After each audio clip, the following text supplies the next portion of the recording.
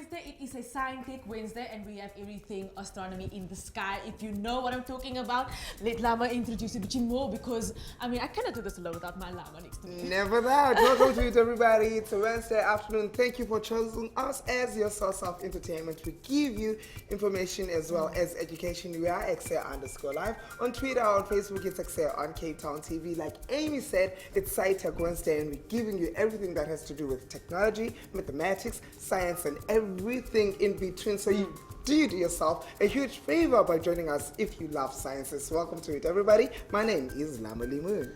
And my name is Miss Amy Meyer. So we do have a liquor lineup, leveled liquor lineup.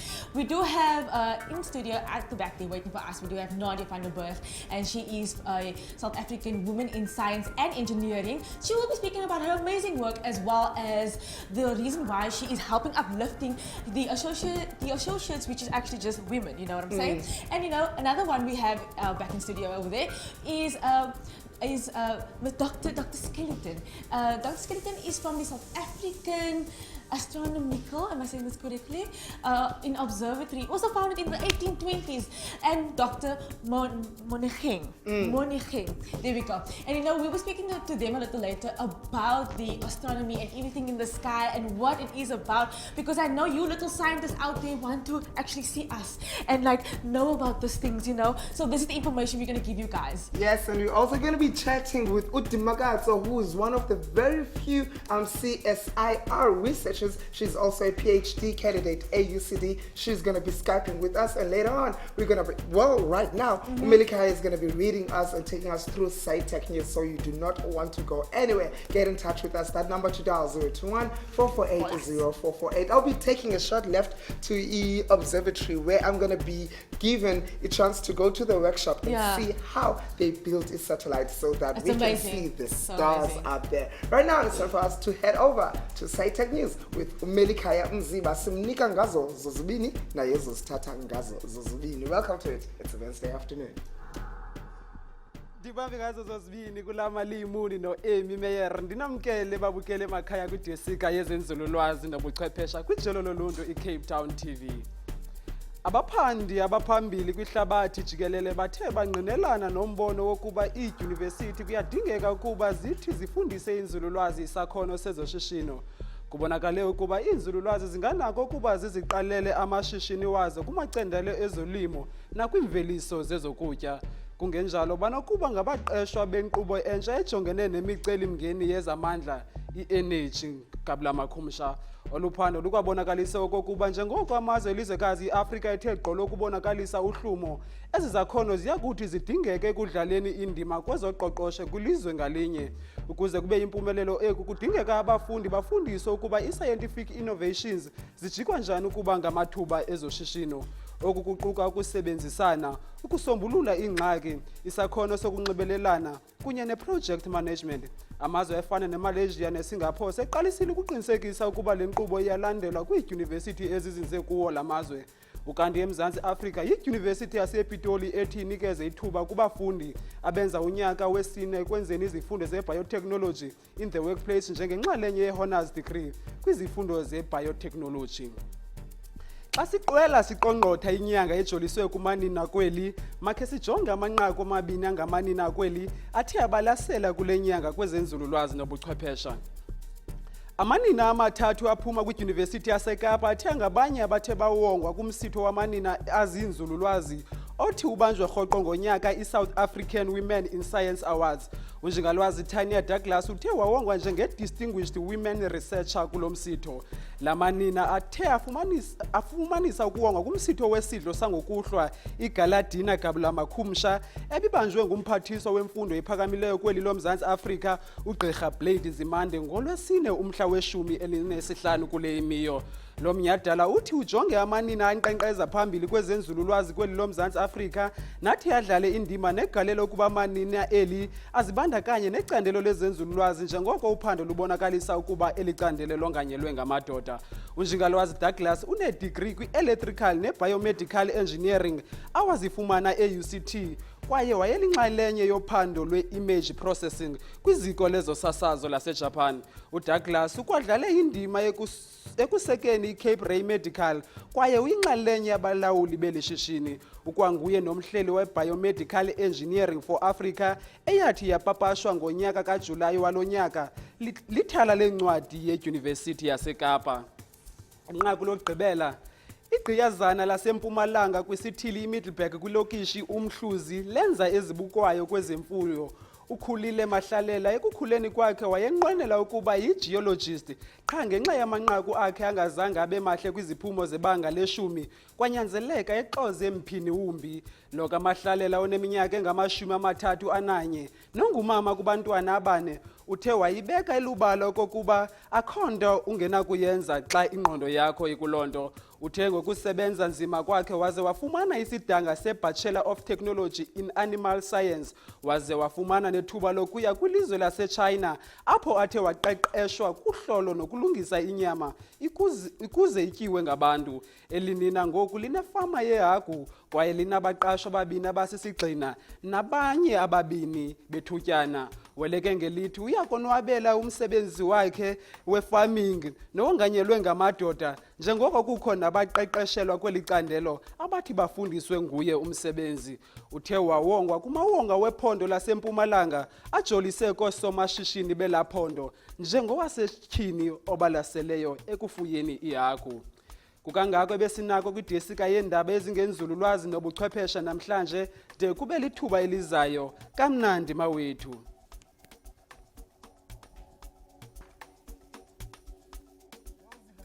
Next week Wednesday when he brings back more of those news right here on Ekse_Live. That's who we are on Twitter. On Facebook, it's Ekse. On Cape Town TV. Well, right now we are joined by one of the few stem cell reprogramming experts in the country.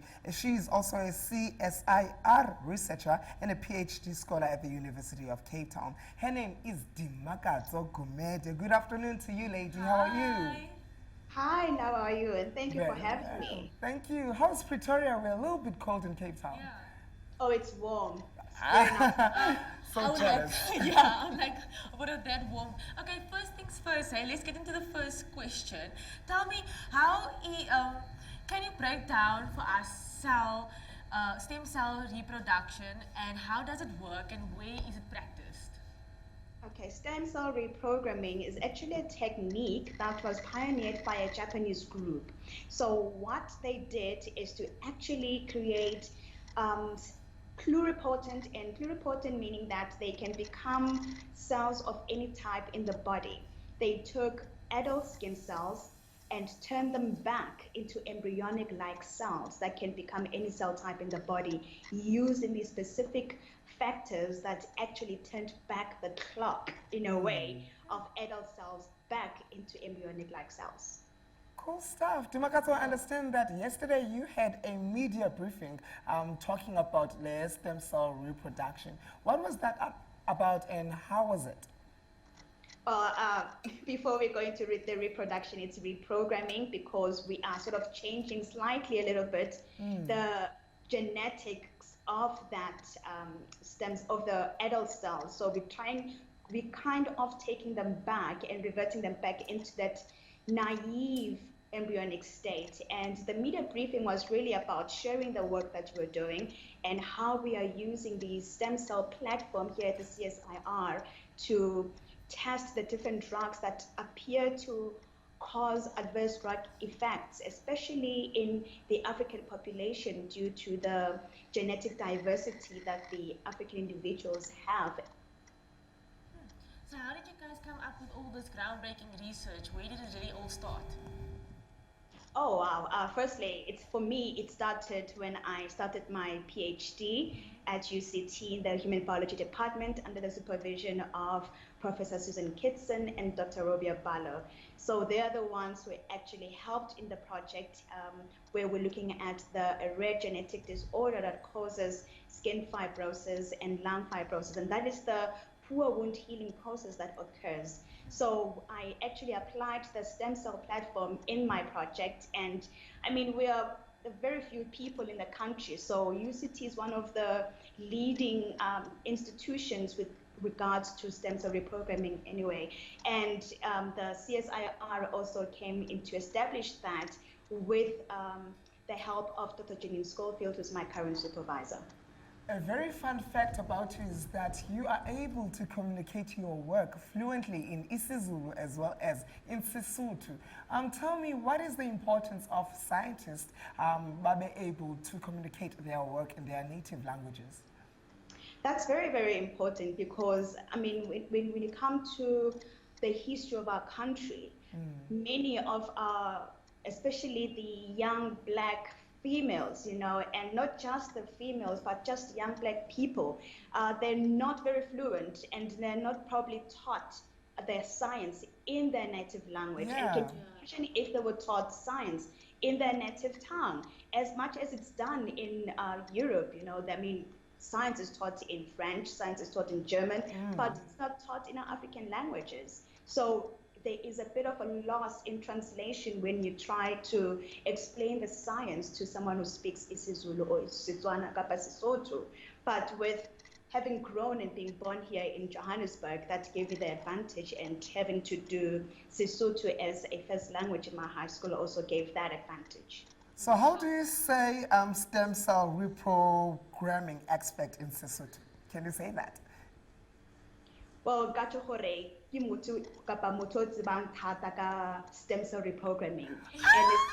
And I was just pulling your leg. I wanted you to mess that up.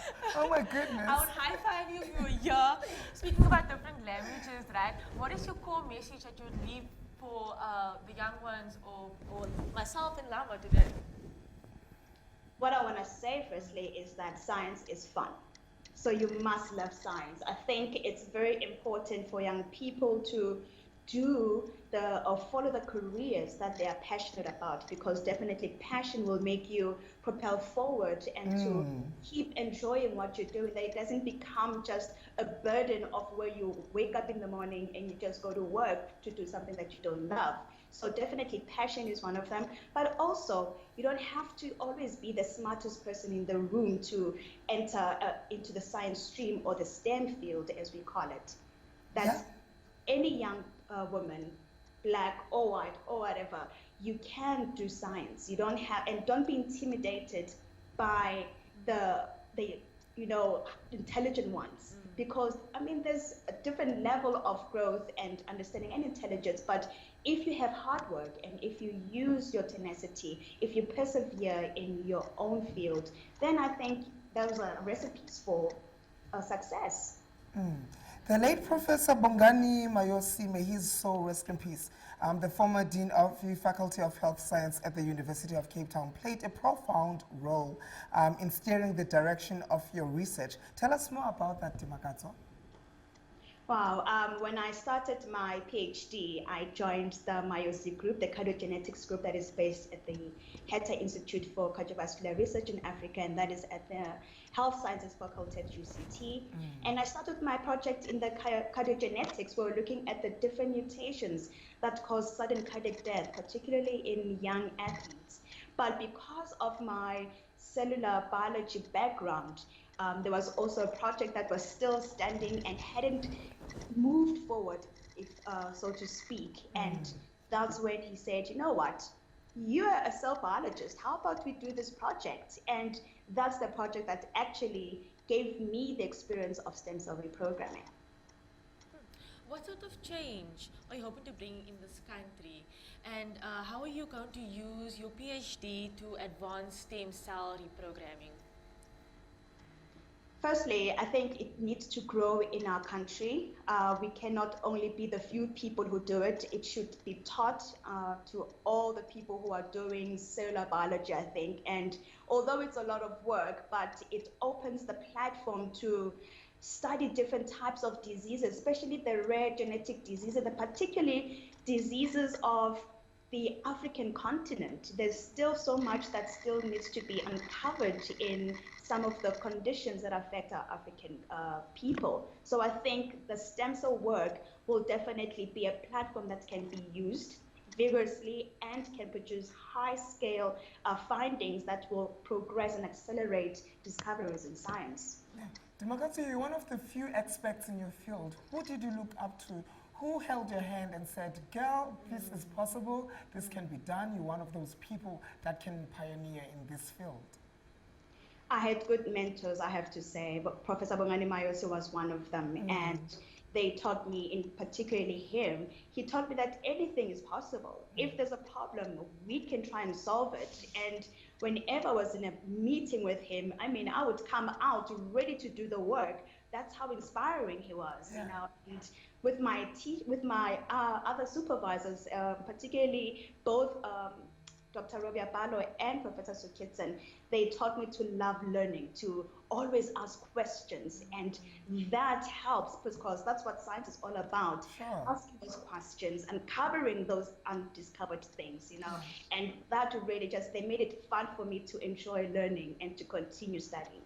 Those are the most important voices that one needs to hear so that they can proceed and follow their dreams. Now, there are young people who are very scared of following the path of the sciences, the technologies, mathematics and science and stuff like that. If you were to use your voice as Dimakatso Gumede, what would you say to that young black girl who's sitting at home, who's worried? Amy, like, people are really, really scared of sciences.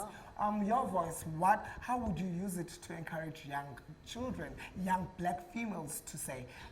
May I add? Would you actually also consider to mentor one of them as well? But first, what would you say? Yes. To encourage them?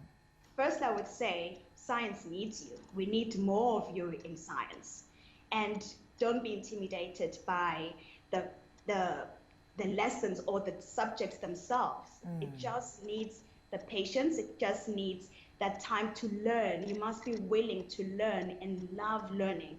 And there will always be people, and as you said, mentoring, that is very, very important. And that's what we want to do as well. And that's what I also aim to do, especially with what we do at the CSIR to teach in the universities, but to also mentor young people to say, you can do science. And don't be intimidated. Just enjoy the subject. Just enjoy learning and being curious.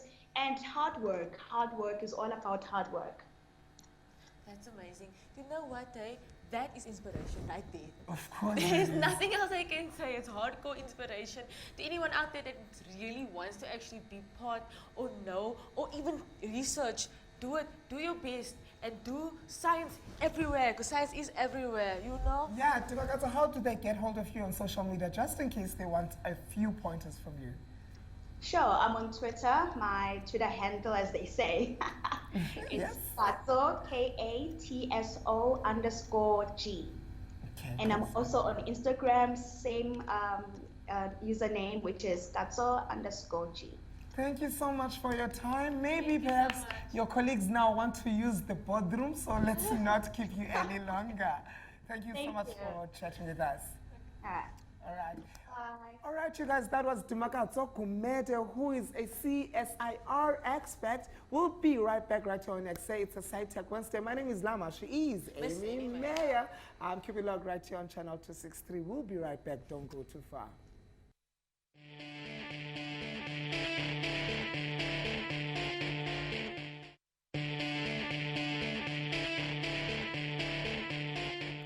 Welcome back from the advert, guys. You're still tuned into Ekse on the GTV channel 263. But right now we gotta go to our first insert. It's called the South African Astronomical Observatory. Check it out.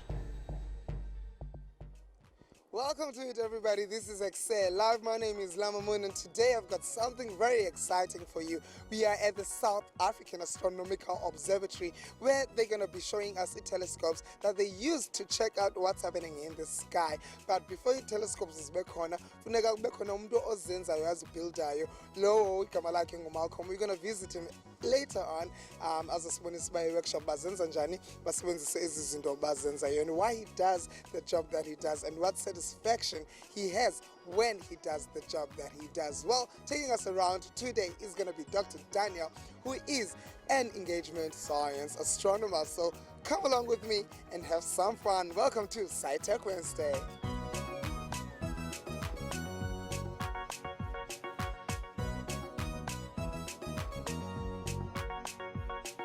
Finding accurate positions for the southern stars and the planets was one of the primary reasons for setting up the Royal Observatory. This task was completely dependent on knowing the exact time. The position of an object in the sky is defined by two numbers similar to longitude and latitude on the Earth, called right ascension and declination.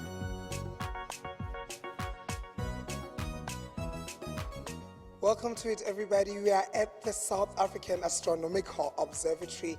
Right here, we headquarters Zazo is Llama Observatory. Well, if Oyazi Pilinda, just take a taxi. Taxi vibes. Udluluzuzibona i-billboards zikhombela i-arrow to the left if you're coming from the Cape Town, to the right if uvela wherever. Well, standing next to me is science engagement astronomer Dr. Daniel, who's going to be showing us around and telling us about Gonzwanduni Apa. But first things first, we saw you opening up, what do we call this place? So this is the McLean telescope. McLean telescope. Why do we open those? We know why we open them, because we wanted light. We can't film in dark, but on a regular day, why would you open that? So we wouldn't normally open it in the daytime. We would only be opening it in the evening so that we can see the stars. And as we saw, there are two shutters to open, and the whole roof can spin around, so we can look anywhere in the sky with our telescope. What are you looking for?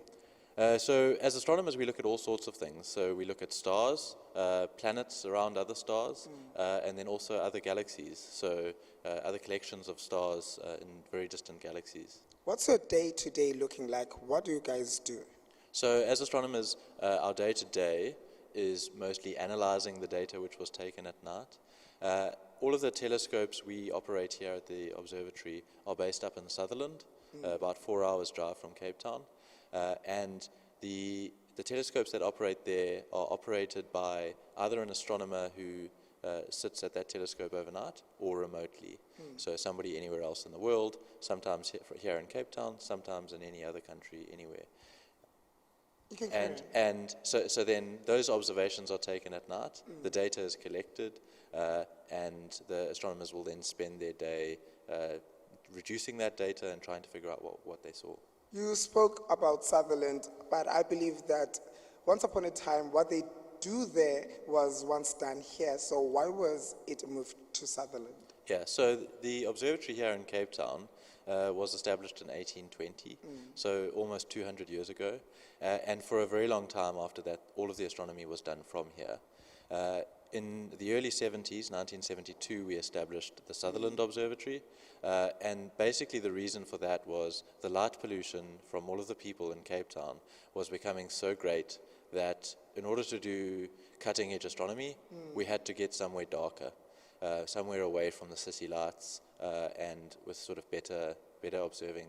This telescope itself was built in 1896. The telescope was installed in 1900. And at the time, this was one of the biggest telescopes in the world for then. It was funded by a donor, so no expense was spared in making it a really world-class telescope at the time.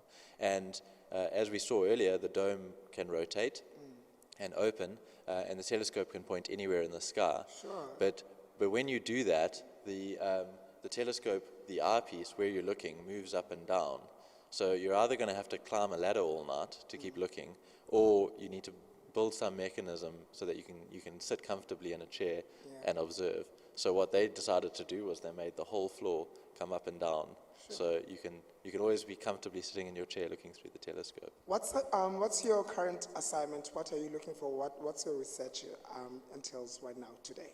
So at the observatory we have a range of projects which our astronomers work on. We work on exoplanet and planetary science, so looking at planets in our solar system, asteroids, other sort of rocky bodies just around our sun. Also then planets around other stars, which are called exoplanets. We have a large galactic astronomy group, and they are basically doing science on other galaxies. So looking at all the other galaxies, what they're made of, how they're formed, and how they're evolving.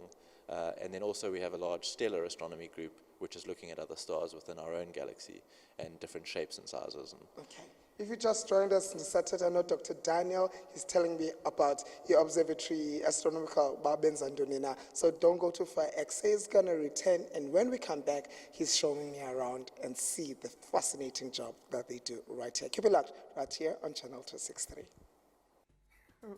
Well, the astronomy is one of the oldest sciences that we've got here in the world. And the astronomy up in South Africa is science in way back when, 1820, when they opened doors to Cape of Good Hope. Well, we're fortunate enough to have Dr. Itumeleng. How do you pronounce the name?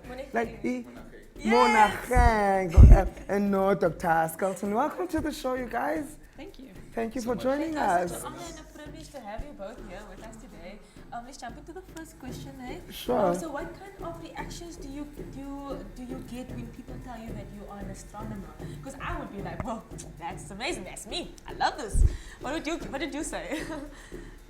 Well, you get different reactions. Yeah. So it's one of two, I think, with me. It's either, wow, that's amazing, an astronomer, you know, tell us more. Yeah. Or what the hell is that? And then you kind of have to explain it. Do you get the reaction saying like, oh, your head is stuck up in the clouds? Do you get that a lot? He touched on what the hell is that. So let's break it down. What the hell is an astronomer? Well, as astronomers, we study all sorts of things, you know, out in the universe, and so there's a very wide range of things that we look at. Our main job is to do research, but we also run the telescopes that allow other astronomers around the world to do research. So, what are the myths that you hear about astronomy? There's quite a few, but I think the most common one is how astronomy and astrology, how people think that that's the same thing.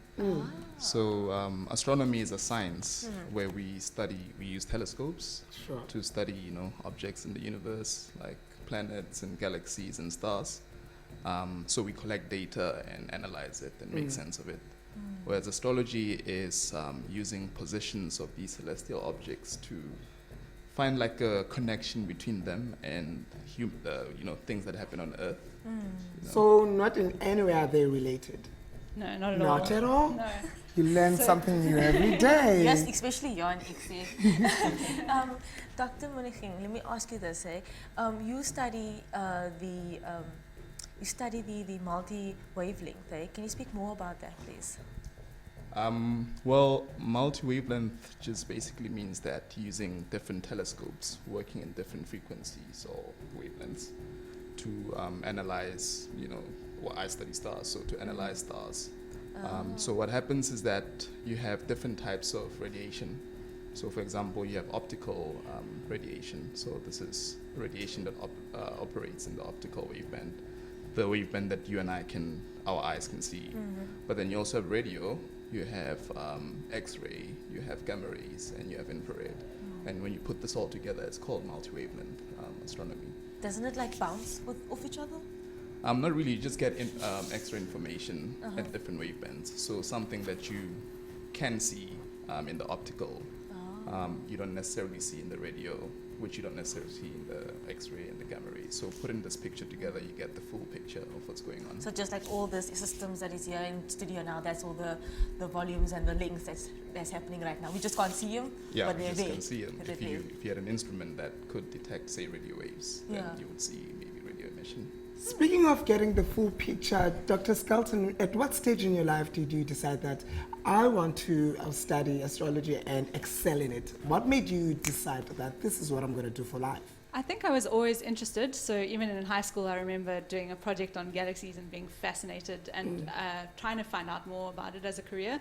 But I didn't really decide until I was already studying physics, and I knew I wanted to do some kind of science, but I was interested in a lot of different things. So I think it took up until probably my honors year, my fourth year university, for me to decide I actually really want to push myself and go for masters and PhD in astronomy. Yeah, something totally unrelated to this interview. Do we have aliens out there?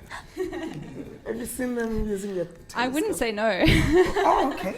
But you wouldn't say yes either. There are many, many, many planets, you know, in other solar systems in our galaxy. Yeah. So they You might could well never be know. out there, but we're not going to find them very easily. Sure. And Dr. Skelton, you are working on the largest telescope at this moment. Can you tell us more about that? Yes, I work for SALT, which is the Southern African Large Telescope. It's the biggest telescope in the Southern Hemisphere, and it's located here in the Karoo in South Africa. So it's a very impressive facility that allows us to study very distant objects as well as things like other planets in a lot of detail. So it's a big international collaboration that runs the telescope, but we operate it here from the observatory. I like that. I like telescopes. You like them? I love them so much. What does one have to have, like, mentally, physically, holistically to become an astronomer? What kind of a person should I be? I don't know about holistically, but I guess one of the personality traits that you need to have is patience. Yeah. It takes a while, to get a PhD. So it's like, I don't know, 8 Probably 10 years in total. What? Yeah. of All of us university. studying together. Yeah. Whoa. I thought it was like maximum 7, No? I mean, it can take 7, but usually it takes longer than that. Oh, Not just for that though, just also for even when you do get your PhD and you're actively participating in research. Sometimes it takes a long time to get a result for one project, so you have to keep going. So you have to have patience and resilience, because sometimes things don't work out the way you want them to. So speaking about keep going. Oh, sorry, no, you might. I was just going to say you have to be yes. quite self-motivated because, as Ita said, the results don't come easily and you have to drive it yourself and Yeah. be interested and curious. Yeah, keep the mic closer. Okay. The most fulfilling part of working in your field, what is it? Why do you wake up in the morning saying, I'm going to work and I'm going to slay today? There are many things about astronomy that I love. Just in terms of my day-to-day job, I love the variety of it. So I get to do research and learn about the mysteries of the universe, which I think many people can't say they do every day. But I also get to teach, to supervise students, to participate in things like this. So quite a wide variety of things, which I really enjoy. Do you still go through math and science, like physical science, throughout the course of your honors and your PhD? Do you go in depth, more in depth? Yeah, I mean, those are the tools that we use, to Yeah. try to understand what we yeah. see, like maths and physics. You still use a lot of maths and physics to analyze the data, Does it to get write difficult? codes. It does. Yeah, it's challenging. But that's part of the fun, to solve the problems. Yeah. Yeah. How is it working at the SAAO? It's pretty good. So it's a very nice environment there. As Dr. Ross said, it's a very versatile field, astronomy. So you have people who work on planets and galaxies, stars, and other fields. But also at SAO, we work hand in hand with engineers who design the instruments that we use. So it's a nice environment, and people are always smiling. Security walk in and greet you with a smile. Any messages for aspiring astronomers? I think there are a lot of opportunities in South Africa to do astronomy. There are some fantastic new facilities that are being built, and then we have access to SALT. So I think people should just go for it. If they're really interested, don't let anything hold them back. There are opportunities. Do we have enough representation of women in this field? Astronomy is actually one of the better out of the physical sciences. I think there's a fairly good balance and quite a few senior women in astronomy. It's probably still not 50-50, but it's not too bad.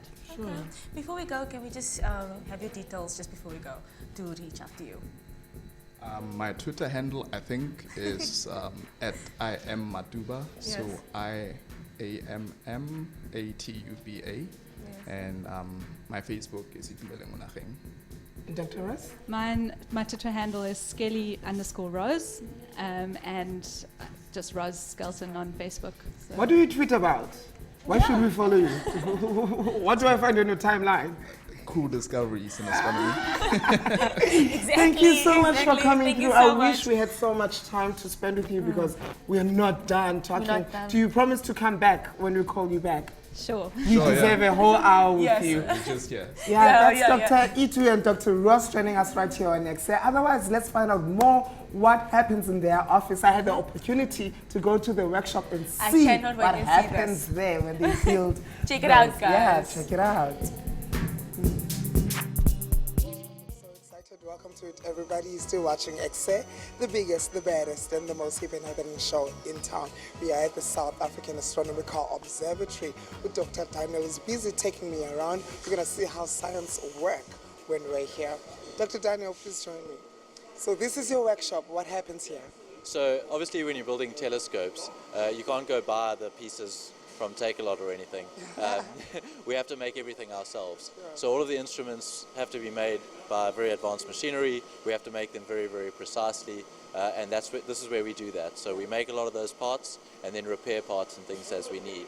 Who are you making these parts for? Is it going all over the country, or are you being selfish and keeping them for yourselves? No, so a lot of the parts are for ourselves, for our telescopes, but we actually do a lot of work for the Radio Astronomy Observatory, so we built a lot of the parts for Meerkat. Yeah. And then we also build a lot of the parts for Atemba Labs, which is the particle collider in Somerset West. Okay. So all of those are National Research Foundation facilities, and we are basically running the workshop for the National Research Foundation.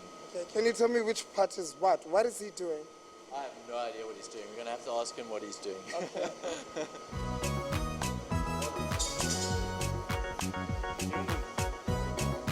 Currently I'm busy setting up for a part for Atemba Labs. It's a Vescanite part, basically that. I'm busy making a few nuts here. This is a M45 by 1.5 pitch thread, so we'll make the nuts to suit that. And this goes onto a vacuum chamber, basically, that we've made earlier. That part, there's a number of them, so that's the next one being machined right now.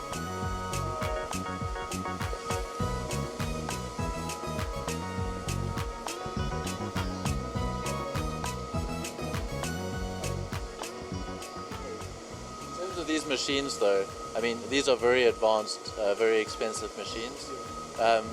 Can you tell us a little bit about them? Like, These two are CNC milling machines. The Kitamura over here, the Japanese machine, and then the VF8, an American-made machine. Both of them have 5-axis capabilities, 5-axis simultaneous, so you'd be able to do complex machining processes on them. That one just has a bigger payload.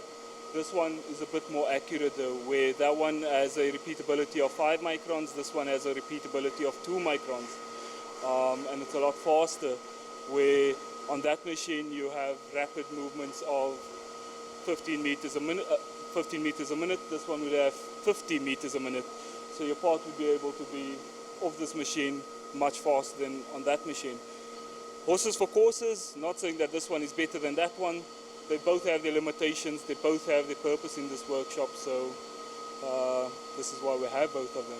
What's the most exciting part about being in this workshop and doing what you do? Yesterday, that thing was a piece of useless copper. Today it's an active part that would go into a workspace and be useful to someone. You had to make that. It didn't come from anywhere. The same with our instruments we built for our in-house telescopes. Yesterday there was nothing. Today we have a spectrograph, or we have a new clamp or mount for something new. It's the challenges that comes with it. I've been here 15 years and still I get pushed every now and then with a job that comes up that challenges you. It's not mundane, it's not the same, it's different. And that keeps us going, that keeps the brain thinking, and that keeps us going.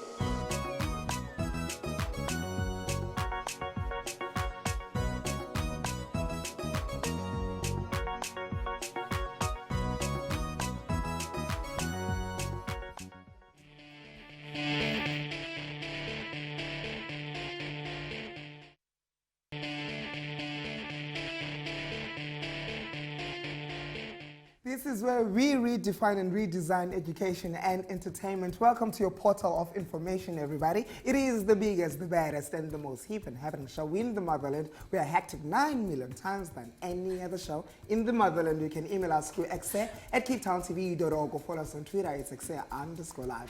Facebook, it's Ekse on Cape Town TV. YouTube, Ekse on Cape Town TV. We're also on Instagram. It's Ekse on Cape Town TV. That number 2021-448-0448. My name is Llama Lee Moon. She is the mayor. She's in the building. Her name is Amy Meyer. We're taking you right through to the hour 5. You made the right decision by choosing us as your source of entertainment. Ladies and gentlemen, it is the Wednesday afternoon. This is where we talk everything sciences, mathematics, technology, and everything in between. If you just joined us, well, you can hop on to YouTube and find out as new segments that you just missed. And if you missed this very episode, you can catch the repeat Friday morning between 7 and 9 a.m. Welcome to it, everybody. Thank you very much for joining us. And joining us right now, Naadia,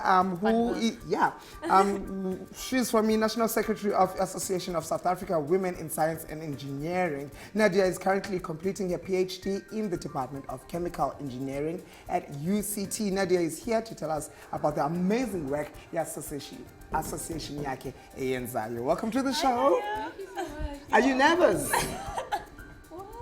Yeah, you should be. You should be. We're gonna slice you up right now. Don't be, I'm kidding. So, Naadia, to jump into the first question, when was the association founded? So SAWISE was founded. Please use the microphone, yes. SAWISE was founded in 1995 by Leslie Shackleton and Jennifer Thompson. Yeah, and then how does it choose to focus on what it's focusing right now? On women in science and engineering. So I think that in South Africa and globally, I think we have a long way to go to achieve gender equality in the fields of science, technology, engineering, mathematics, and medicine. And then also the world is on the verge of the 4th Industrial Revolution. I mean, it will completely, as Dr. Bladen Zimande says, it will completely blur the lines between biological, physical, and cyber systems. I think that women should be as prepared as men for that transition into a completely new era. That's what SAWISE is focusing on. Since its inception, what has SAWISE have done so far since you opened your doors? So basically, SAWISE is a platform to get women together, to get women to network, to raise the profile of women in science, technology, engineering, maths, and medicine. We also have a scholarship through which we sponsor female students in science at the honors level, because we believe that that's really the make or break year. And then we do lots of outreach projects with schools where we kind of create an interest in science at the high school level. Why is it important for women to have role models, especially in this field? Yeah, I think we call them trailblazers for a reason. I think it's important to see that others have done it. I mean, if you think about the challenges that women face in these fields, for me personally, as a woman in science, it's important to see that others have done this, they've gone before us, they've blazed the trail, and so we can follow and, build on whatever they have laid down as a foundation. What did you just say? Trailblazers. Trailblazer, yeah. That is quite. They that is blaze so a cool. trail for us. Yeah. So tell me, who can be part of SAWISE? Is it just women, or is it? Yeah. So if you have a degree, a BSc or a BSc engineering degree or higher degree, you can join and be a member. If you have worked as a maths, biology, or physical science teacher at the school level, you can join and be a member. Or if you work just as a professional in science and engineering. And then also men who meet those criteria and who support the cause of uplifting the profile of women in STEM, you're also welcome to join. Yeah. Wow. Well, you mentioned that some of the women are trailblazers and they become these role models for young women. Are there women that you feel that they are worthy of being mentioned, who are breaking the norms and pushing the ceiling very high and worth mentioning, really? I think that there are so many of them in South Africa that I look up to. If I have to think off the top of my head, there's Dr. Salome Maswime. She's from Limpopo. She's now been appointed head of global surgery at UCT. Amazing, humble beginnings, and she's achieved so much. I think her research is mainly focused on reducing maternal morbidity, which is still a big problem in South Africa. There's our own chairperson, Benedicta Mahlangu Durkan. She's a chemical engineer by training. Really is someone who has worked so hard for everything that she has achieved in life. She now works at the Saldanha Bay Industrial Development Zone, which is one of the economic development projects that the South African government has identified to develop the offshore oil and gas sector of the country. There's Dr. Tabi Melamu, who's at the Innovation Hub in Johannesburg, very passionate about sustainable development. And interestingly, she works in a field where they translate science to business. Closer to home and on a more personal level, someone who's actually a friend of mine, Dr. Manggopo. She's currently at Oxford, where she's doing a postdoctoral fellowship. Cool. Yeah. Yes. Why she's someone that I am inspired by is that Manggopo grew up in a rural village in Limpopo. I mean, she'll tell you that more than 60% of the province is rural. She grew up in a village where her interest in science was sparked by the fact that in the 90s, she saw entire families being wiped out by HIV. And as a young girl, she'd always think about what she could do, to circumvent that problem. And that's where her interest in science started. She took it from there, came all the way to UCT to do postgrad. Her understanding of the English language is very limited. And long story short, she's at Oxford now doing amazing things. Yeah. Those are just a few.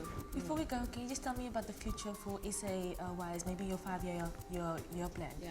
So I don't think SAWISE has a 5-year plan. I think SAWISE's lifelong mission is to uplift the profile of women in science, technology, engineering and maths, as I have said. We continue to do this by supporting students financially, doing outreach programs, creating spaces where women can network and increase collaboration. And then just focus on creating awareness of the problems that women face in the field. Yeah. Thank you so much, Naadia.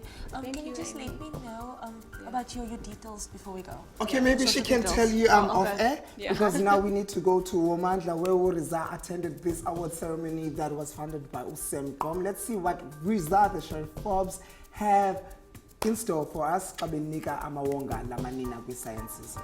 Take the details. Oh, well, thank you. Give me a pen. Thank you. I got it. It's good. Science, technology, engineering, and mathematics categories, and it also recognizes excellence in those women who actually striving towards making a positive difference. Today we're at the Vineyard Hotel in Claremont, Western Cape. We'll be attending the award ceremonies and seeing who's nominated and also who will win in the different categories. I'm excited to see women empowerment, Womandla. Let's go.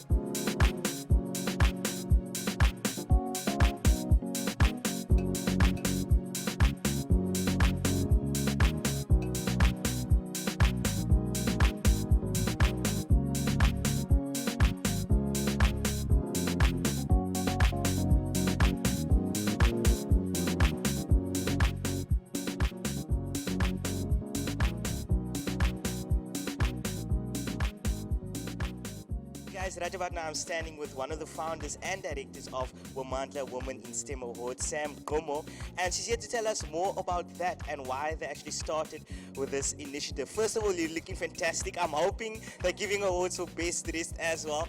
Tell us about Womandla Women in STEM Awards and how the whole idea actually started. Well, thank you very much, team. Womandla STEM Awards is just an aim of recognizing excellence in the fields, especially for women and women of color particularly. So because this is such a white male-dominated industry, we want to showcase and also to show the mentors that we have that what they can also achieve. So it's recognizing excellence and also inspiration to others.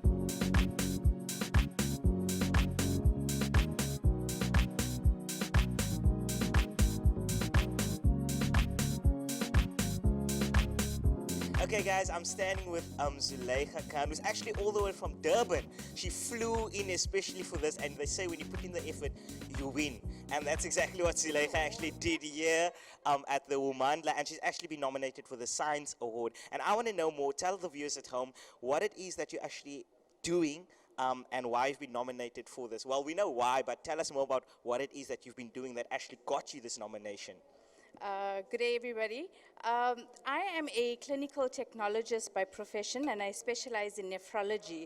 So my forte is dialysis and helping those that are in renal failure as well as early detection for hypertension and diabetes.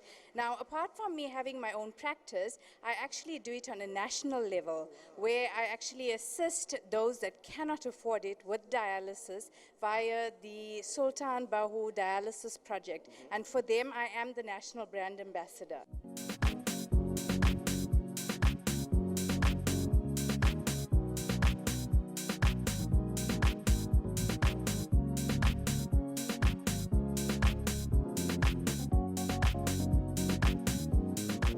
Okay guys, right now I'm standing with Yolanda Mabuto, who's actually from the Divine Growth Solutions, yeah?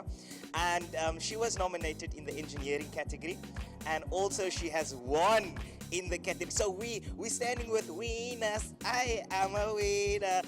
Yolanda, tell us more about what you do, and also explain to us what it felt like being nominated firstly in the category. Thank you so much. Well, I felt so honored because, I mean, it's not every day that people recognize what you do. Yes. But basically, what we do as Divine Growth Solutions, we advocate for women empowerment, yes, for engineering. Yes. We want women to dominate in the engineering sector.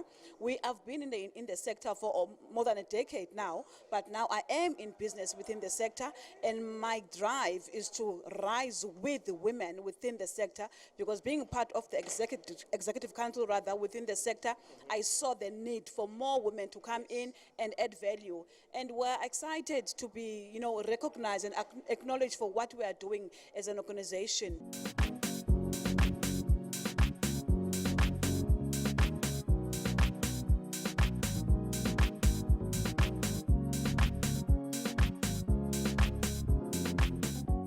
Okay guys, so Womandla does a lot of mentoring, especially when it comes to young girls, to make sure that they're being empowered and also equip them with knowledge on how to rise and grow as a strong woman in South Africa. And right now I'm standing with these four beautiful young ladies from Langa High, and they are in grade 9 and they are part of Womandla's mentoring program. And I just want to find out from them, tell us more about the mentoring. What does Womandla do when they actually come to Langa High School? They taught us a lot of things, lot of different things, how we must survive and how we must stop racism in this country and many more, yeah. I love that, I love that. And also, how do you feel being a part of it? How has it made you feel being a part of Womandla? Is there any benefits, like you walk out, you're more confident and things like that? Yes, I'm very excited that I joined Womandla because it inspired me to be something that I am and show my unique self and Yes. be different from every other people. I love that, I love that. And what is the best part when Womandla comes to Langa High School? What is the thing you enjoy? And I can see she's quite nervous, but what is the thing you enjoy the most when Womandla come? Enjoying, they are taught us anything that we want to be, maybe, yeah. Teta girl, teta girl. Yeah, what do you enjoy the most when Womandla actually come? When Womandla tell us that we must take care of ourselves and yeah. Listen, man, we're having a good time here. It is Women's Month. Happy Women's Month to you. And we're going to check out some more things happening in and around the Womandla STEM Awards ceremony. Stay with us.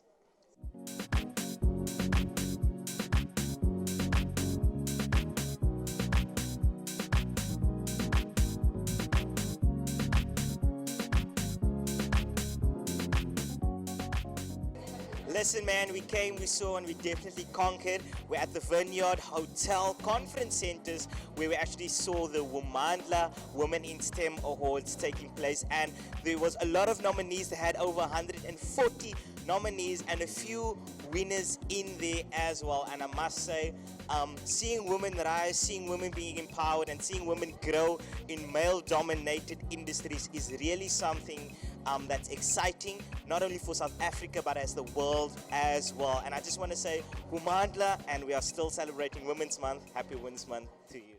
Very well to Sam Gqomo for hosting those awards. Very empowering, very important, very imperative for Abantu Besifazane to feel empowered and honored when it comes to STEM. So thank you very much.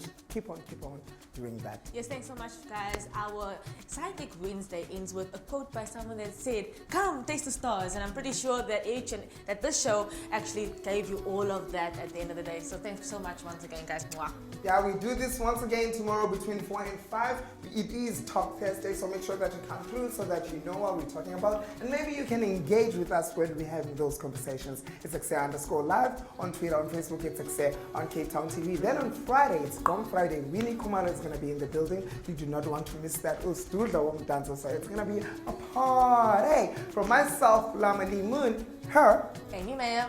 Ekse Live is signing out. Thank you for joining us. Coming up next is Open Studio. We'll be back tomorrow morning between 7 and 8, giving you the repeat Ekse on Cape Town TV. That's who we are on YouTube. Keep it locked right here on Cape Town TV, the People's Channel. Goodbye, so long, and good night.